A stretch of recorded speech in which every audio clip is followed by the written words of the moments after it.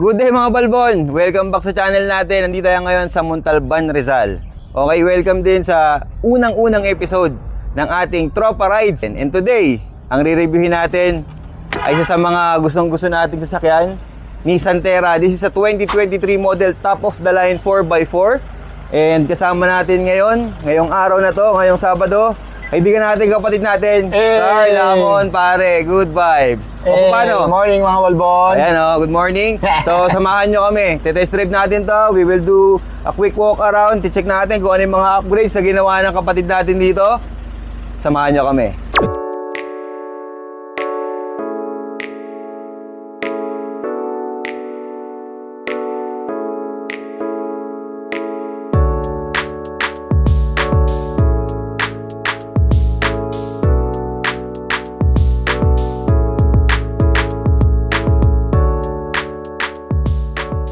Okay, welcome back mga balbo. Nandito na ngayon tayo sa Wawa.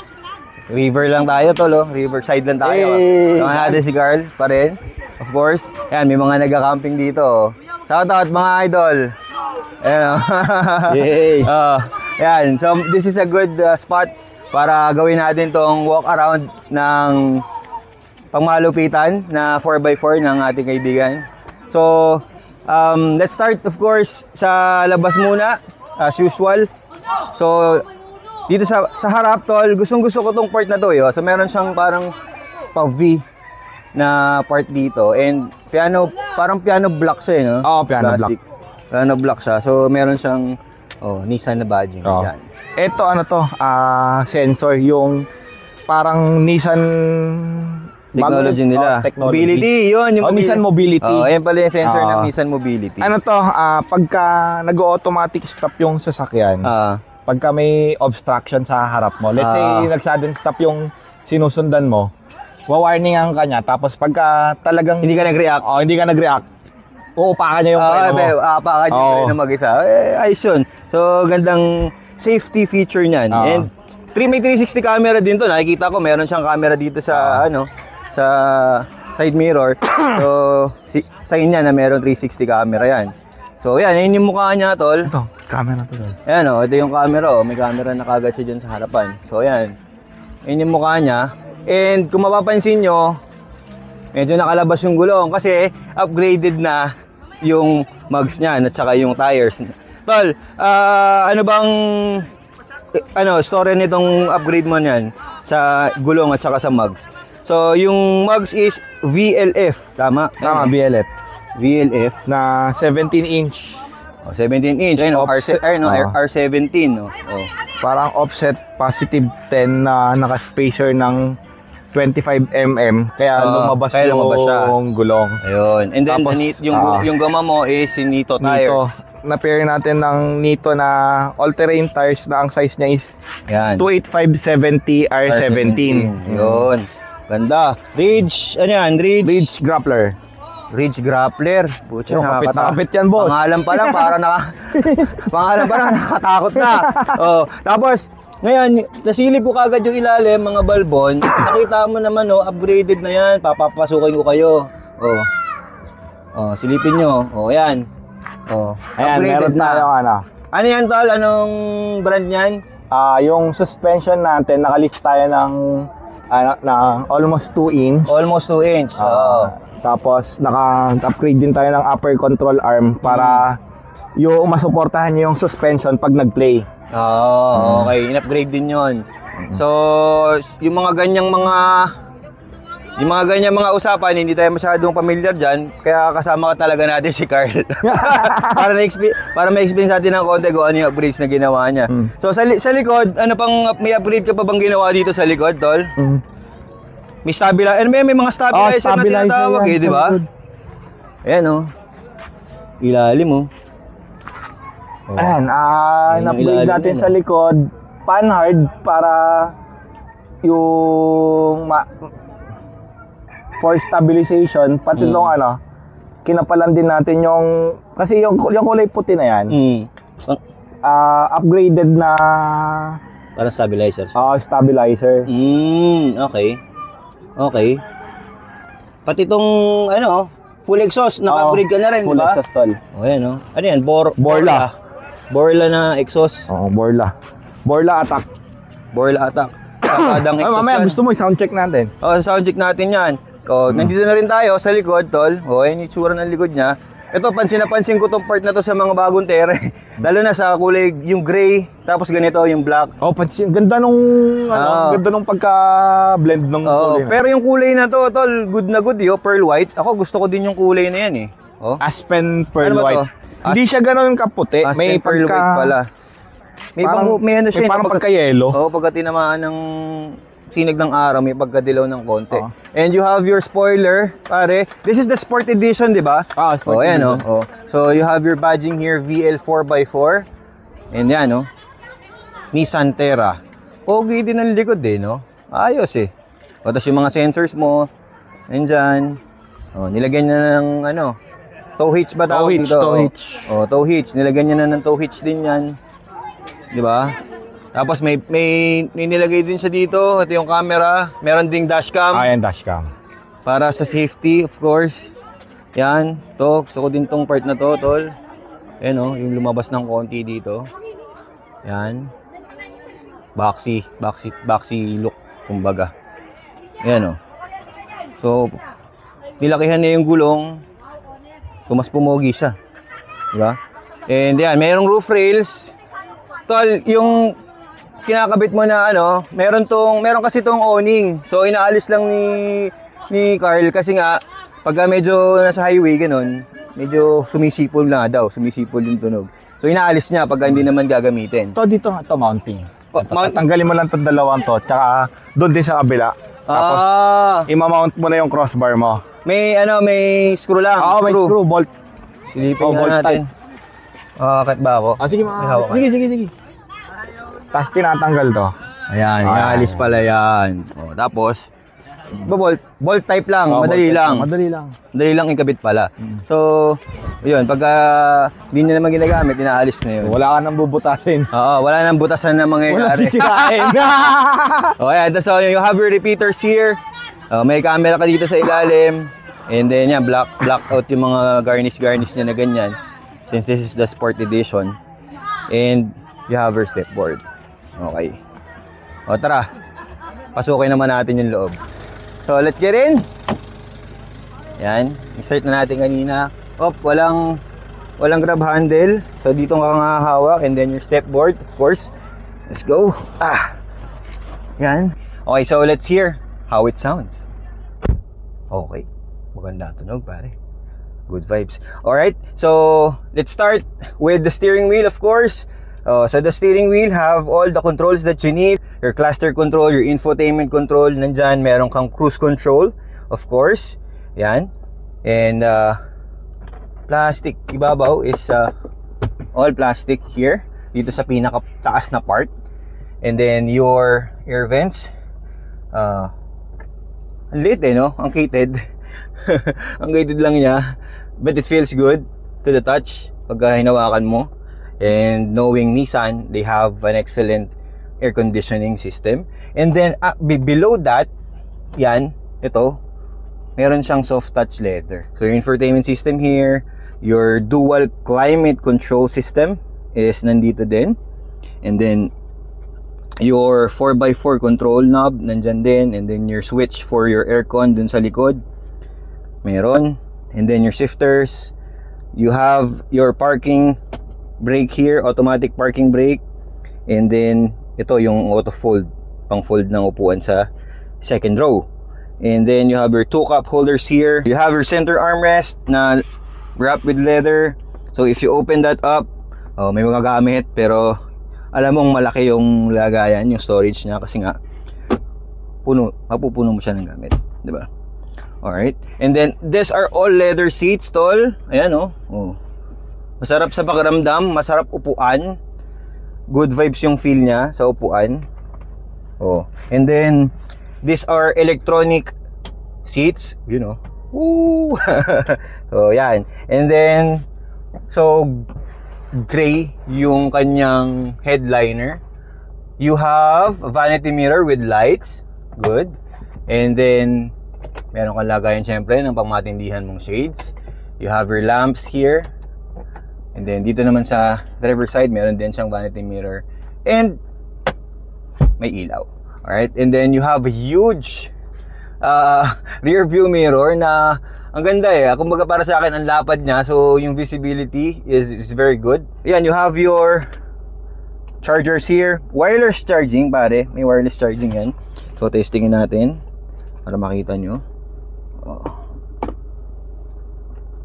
Wireless charging. Yan o, na-detect niya. So yan. Yan, nag-charge na siya. So that's good pag capable yung cellphone mo na mag-wireless charging. Uy, narinig mo ba yun? Ang ganda ng feel, tas may tunog na ganun. Quality yung knobs niya. Ayos. Maganda yung knobs niya. Yan. So, alright. I think that's it here at the front. Let's go back to the second row kung ano yung pakiramdam ng mga pasahero natin sa likod, diba? Let's go. Tall, same materials ang ginamit, leather dito and then plastic dito sa part na to. Ito lang isa may siko. Sa siko na part, ito yung soft. And then meron kang grab handle, syempre, para sa passenger, kung sino man ang iyong pasahero, bata, nanay mo, kapatid mo, easy lang na makakasakay. And speaking of easy and comfort, you have your air vents here at the top, 360 air vents na meron kang control dito. Ayan o.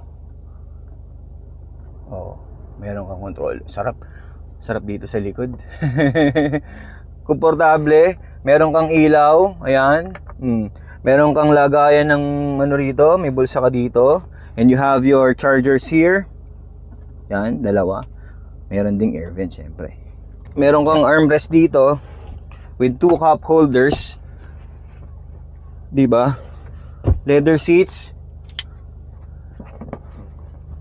If I will sit here and for a long drive or a long drive in the city because of the traffic, komportable eh, oh. Knee room, headroom, ayos. Good vibes. Alright, that's it here. Ay, meron pa.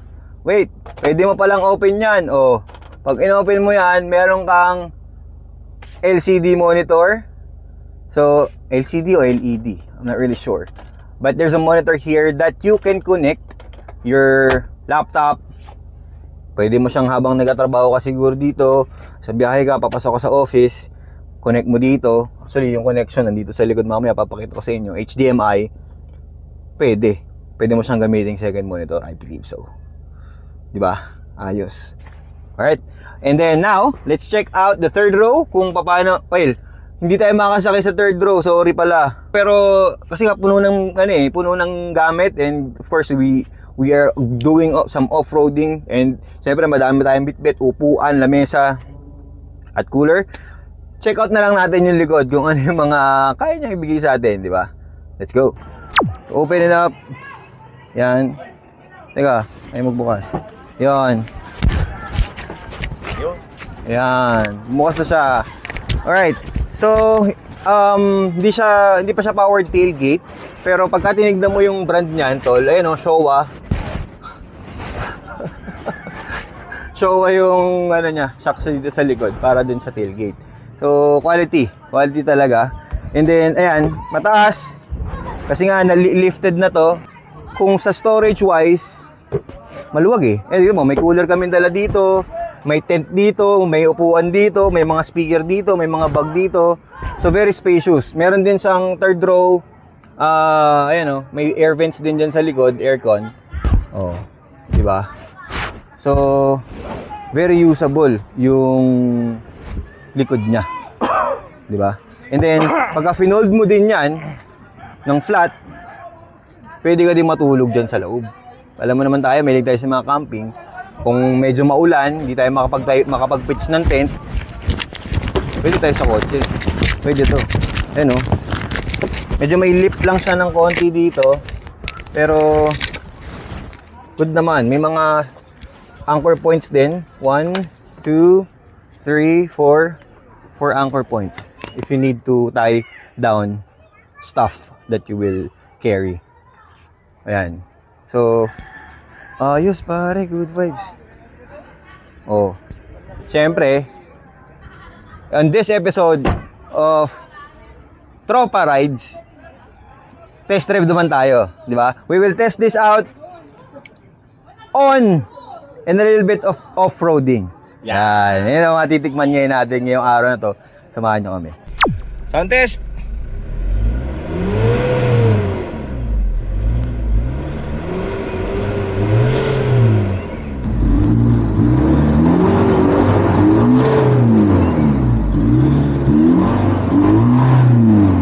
Yun. Ayos. Go. O, sige. Meron tayong aahunin dito na off-roady na lagayan, may malubak. Kasi nandito tayo ngayon sa malapit sa crusher. Maraming mga truck na dumadaan dito. So basically, yung daan bugbog, kumbaga. Okay? So off the bat, hindi yung steering niya sakto lang para sa akin yung steering. So that's good. Hindi siya ganun kabigat, hindi din siya ganun kagaan. Now, meron tayong aakatin dito na off-road. So malubak siya and may mga konti-konti mga bato. So we will use the 4 high. So to use that, kailangan mo lang pihitin yung knob dito. So you can do that kahit na umaandar ka. So basically kahit mga around 40 to 60 kilometers per hour kaya. Mga 40, mga around 40 20 to 40. Mga usually dyan nga ka naman nagsiswitch 20 to 40. Hindi mo naman kailangan sobrang bilis mo tapos hindi naman eh. So usually mga 20 to 40 kilometers per hour pwede mong i-shift yan. Hindi mo na kailangan siyang i-push, to turn mo lang to 4 high and that will engage. Makikita mo dito. Oh, gumagana na yung 4 na gulong yan. So let's try. Ahunin na natin to. Ngayon pa lang tayo makakapag-drive ng 4 na gulong na yung kumakamot. To be honest. So yan, tignan natin kung paano yung ahon nito. So yan, slowly but surely muna tayo. Okay. So this has the upgraded suspension, no? So para sa akin, ang sarap nung feel kahit na malubak. Siyempre, upgraded na nga siya. And absorb niya yung mga lubak. Pero yung stock nito is good talaga din. Siya kasi nga, nag-number 1 siya before as most comfortable SUV in the market, di ba?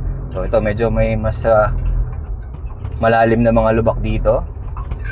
So bigyan natin ng konti. 4 na gulong na yung kumakamot dyan, boss. Walang problema. The engine is 2.5 diesel engine. So ayan, medyo nasa tirik tayo. And yan, walang problema. Bibigyan mo lang siya. Yon. So we are in 4 high. Diko tayo dito. Maghanap pa tayo ng off-road. Sa pavement naman tayo, sa sementado. Okay, ano na kayo? Abante na kayo. Alanganin yung tigil ni Kuya. So may hill start assist to no? So kahit na medyo tayo, hindi kagad siya umaatras. Pagka naka 4 high siya, bibigat yung manibela niya.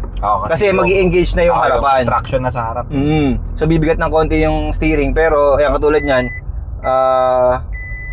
20, switch na tayo. And then syempre, ni-remind na tayo to wear the seat belts.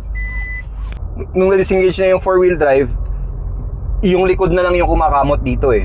Kaya yung steering mo gumaan na ulit. So medyo may significant change ka na mararamdaman.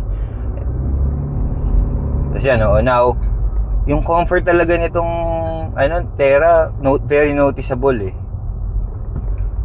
Kahit na upgraded na siya, syempre tumaas to, and then yung gulong medyo lumaki, and then mas nabi yung tires niya. Pero yung comfort niya hindi ganun na sacrifice eh. Ang na-sacrifice dito is fuel consumption. Yung fuel consumption niya for sure talagang magsa-sacrifice dito and magsasuffer. As Carl mentioned, anong nakukuha mong ano dito, Carl? Na fuel consumption? Sa city, Oo. naglalaro ako ng 5 to 7 kilometers. 5 to 7 kilometers because Masakit. masakit nga siya because of the upgrade na ginawa. And well, kasi nga the purpose of this is to go anywhere. Kumbaga, binild ni Carl to para kung sakasakaling mapunta siya sa isang lugar na medyo katulad niyan, yung off-road, kayang pumalag. Hindi siya para mapaisip na, ay, parang ayokong dumiretso ah. Hindi, pagka ito dala mo, diretso tayo. Di ba?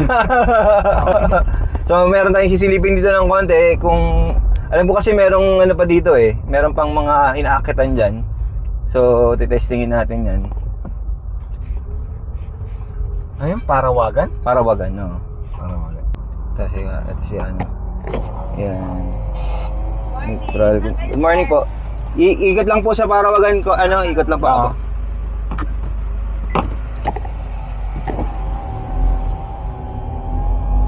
Yan. Merong mga environmentalist na nandito. Nag-aabang sa mga pupunta ng Wawa Dam. May mga ano dyan kumukuha ng, environmental fee. Yan. So, mabalik tayo dito sa sasakyan.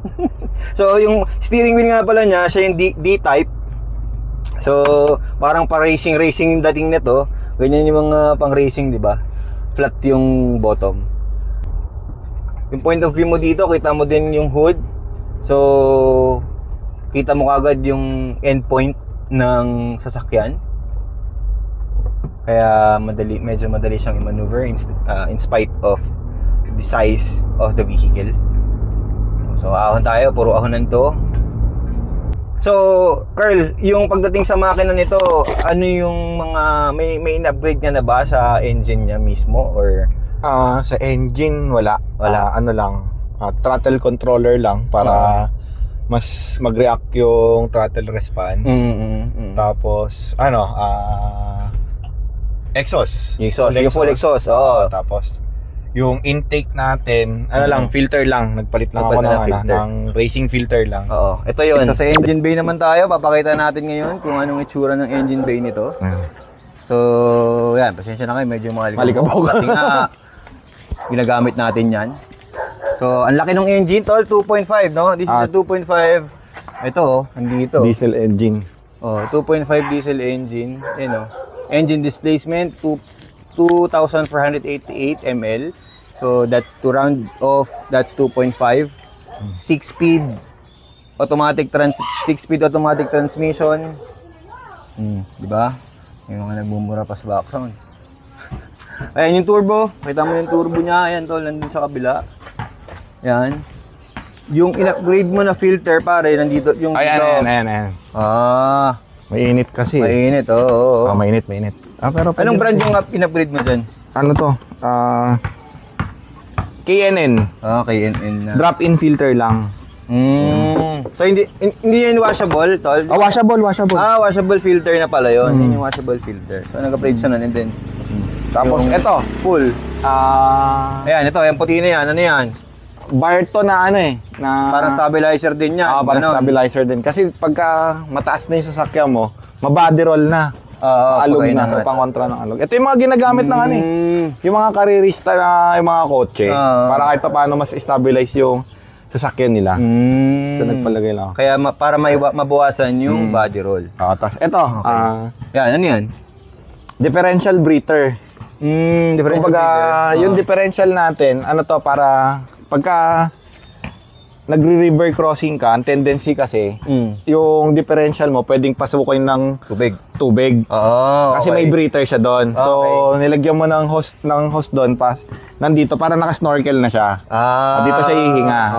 Okay. Nice. Meron pala mga ganun pa, no? Yung mga alam may consider, hindi ka basta, pwede to, gamit na gamit to sa tubig baha. Pwede, nag-river crossing talaga to eh. Nire-river crossing talaga to ni Carl eh. Kaya solid talaga. May mga ganun pa pala yan, no? ARB. Australian brand yan, di ba? Australian. Okay, so testing natin yung manual mode dyan. Nasa pataas tayo. So, Primera. segunda.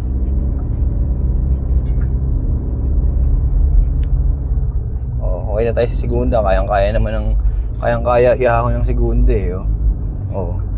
Kayang-kaya. Lagyan natin sa auto. Drive. Parang mas gusto ko pa rin talaga yung yung manual.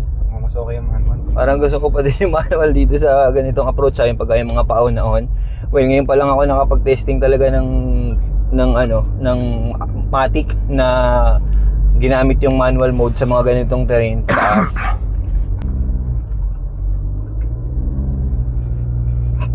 Yun nga, may nagtutulak doon, no? Pasok tayo rito.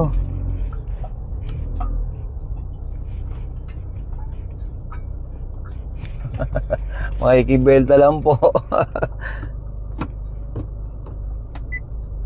Reverse. Yan, so very big help yung may 360 camera ka dyan, no? Sobrang taas na ng pinuntahan natin. Kailangan na nating bumalik. Baka hindi na tayo makabalik pababa. Subukan natin yung hill descent. First time tayong gagamit nito. So pagka pinindot mo, ayun, nag-indicate hill descent control. So pagka binitawan ko yung brakes, hindi, dumidiretso pa rin siya eh. Hindi, ano ka na lang muna. Iyan na, engine brake ka lang. Sige, subukan mo nga na primero pababa. Sige. Bilis pa rin eh. Yan. Pitik-pitik ka na lang ng ang preno. Oo. Pitik-pitik na lang. Ayun, engine brake. Engine brake. Oo. Okay. Okay, tama naman. Ang ganda ng view natin dito. Ayan. Itong masarap yung off-road dati. Itong part na to, ano? Oo. May ganito si Balagbag eh. May mga part na ganito sa Balagbag. Isang mahaba lang. So naka-hill descent control tayo ngayon. So tumatakbo tayo around mga 11 or 12. Naka-primera din to ah. Pagka nilagay ko kaya sa drive to, ayun, nag-loose oh. Nag-loose. So kailangan talaga mas maganda pagka nag-primera ka. Primera lang tayo pababa, engine braking. So very useful talaga yung option na yun pagka automatic. Dapat talaga ima-manual mode mo siya. Laking bagay ang engine brake.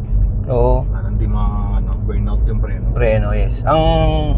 Actually ginagamit ko pa rin yung engine braking na yan in the city. Pagka magpapalit, mag-shift ako, naglo-low ako sa manual para hindi mo laging gamit yung preno mo. Tama. Kaya safe din. Yan, so medyo pumatag na ng konti, tapos na tayo dun sa mga sobrang stiff na part. So binalik ko lang ulit sa drive. Marami tayong mga nanonood dyan, hindi din talaga used to using automatic transmission. So ayan, nakikita natin kung paano na siya pwedeng gamitin sa mga ganitong terrain, mga uphill and downhill. So that's good. Tingnan natin yung hill descent. Hindi lang talaga natin alam paano gamitin yun, you know? Di ba? Ayan, may pababa na ulit. So lagay ko ulit sa primera. Ayan. Engine brake ulit. Shoutout sa mga nanonood sa atin abroad. May mga kaibigan tayo na nasa abroad, nagko-comment, nagtatanong ng mga kung ano yung magandang sasakyan, ganun.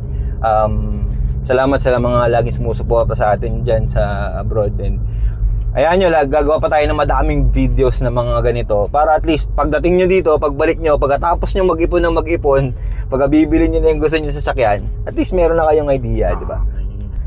Pagdating sa seat comfort, tol, good na good yung malambot.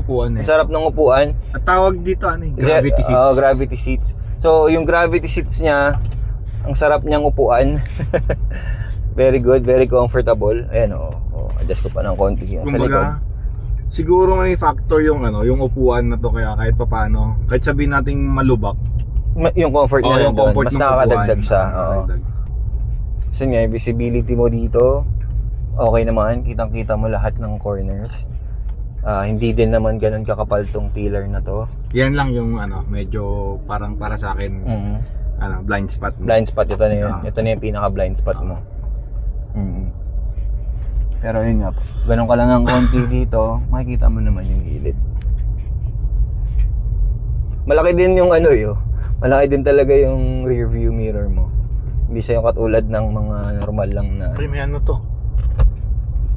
Ayun, sabi ko na eh. Buti na lang, nandyan yung may-ari. Pinakita sa atin. Kita mo pa rin yung rear. Makikita mo yung rear. Ang function yan, kunyari loaded ka sa likod. Di ba? Ito yung view mo. Tapos, syempre pag nagkarga ka ng sa likod, hindi mo na makikita. Totrekta na. Sakto. Ayun. Yun naman pala eh. Kita mo yung likod mo. Pagka punong-puno yung likod mo, kumbaga, nagsakay ka ng maraming bag, maraming cooler doon sa likod, or meron kang naka-hitch, yung may bike, kunyari, pwede, no? Kung nilagyan mo yung hitch doon sa likod, di ba, may hitch siya, o lalagay mo yung mga bike mo doon, medyo ma-abstract yung view mo dito sa likod, ayun ang pwede mong gawin. Ayan na, meron ka na nga yung view ng likod mo, gamit yung camera doon, di ba? So, ayos. Dito na ulit tayo sa city. So, ito na, nakikita natin ngayon yung average fuel consumption within the city, and it is around 7.3 kilometers per liter. So, for this kind of setup, okay na yun. Sa totoo lang, to be honest. Marami siguro magsasabi sa inyo, lakas naman nun. Yes, malakas. Kasi nga, nakasetup na to for off-roading. Hindi na siya yung pang city driving na naka-highway terrain tires. All-terrain tires na yung nakakabit dito. Kaya given talaga na mag-a-adjust yung fuel economy, katulad ng sinasabi natin kanina. So, kung sa iba is that's a big difference, syempre depende pa rin yun sa may-ari, di ba? Kung gusto ng may-ari, yung looks niya, masaya siya doon, okay lang. So, in the city, stop and go, okay na okay. Good vibes. Kahit nasabihin mong naka all-terrain tires to, pagdating sa pavement dito sa asphalt, okay pa din naman. Hindi naman ako naiingayan sa kanya, kumbaga. Hindi maingay yung gulong. Sakto lang para sa akin. You feel a little bit of vibration. Pero dahil ngayon dun sa medyo nabi yung tires niya, pero hindi naman siya ganun kalakas. Mafe-feel mo lang siya with the, of course, the vibration of the engine. Sakto lang, hindi naman siya nakaka-fatigue sa manibela, kumbaga. Kasi di ba, yung mga ganun, pagka yung masyadong ma-vibrate, nakakapagod sa braso. Sa balikat. Pero dito, sa Terra, and nakaset up siya, hindi ganun. Parang, nabasa ko sa mga groups. Parang mababa yung, nila. Kasi di ba na top of the line to? Parang mababa yung insulation level niya sa noise. Yung NVH ba tawag? NVH, parang nabababaan yung mga ibang owner. Yes, kasi syempre, para sa kanila, premium na to eh. Premium to, tapos, yun, tumatagos yung... Ayun, motor. Pero hindi naman ganun para sa akin, hindi naman ganun siya ka-disturbing yung pumapasok na tunog. Pag may sound trip ka na maganda, hindi mo na maririnig yan. Kaya nga nandyan yung Bose na speakers eh. Ayun, Bose pala. Di ba? Kasi meron kasing takip hindi mo inaalis eh. Meron pang meron pa siya. Pagka inalis mo yan, Bose yan. Ayun, nalis na. Ayun. Ayun wala yun. Ayun, Bose, di ba? Kita ngayon yung brand ng speaker mo. Ayun yung pagka-premium na side naman niya. So, well, yung compensation nandun na medyo may pumapasok na ingay galing sa labas. However, meron kang magandang sound system So, to equalize it, di ba? Pagka meron ka ng sounds, well, ayaw lang natin siyempre gamitan ng sounds, baka maka-copyright infringement tayo. Ayun natin yan. Play safe tayo. Di pa tayo nagmamonetize. Mapagbabawalan na kagad tayo. Di ba? I mean, at least yung, kumbaga, yung NVH, as I mentioned, na-equalize siya nung magandang sound system. Bose sound system. Itong maka-upgrades mo dito na ginawa,